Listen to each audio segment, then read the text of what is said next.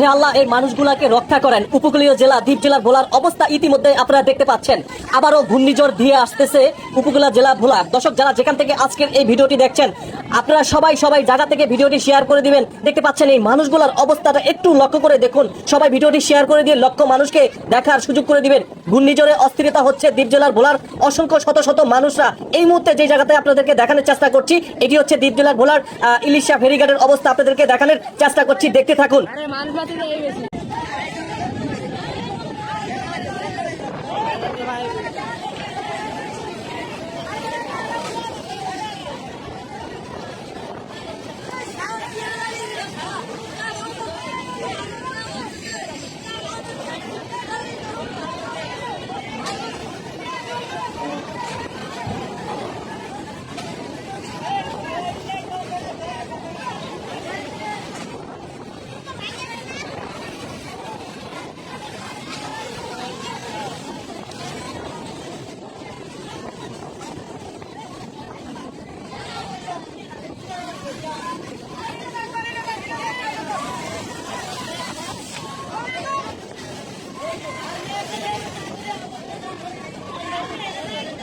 I know,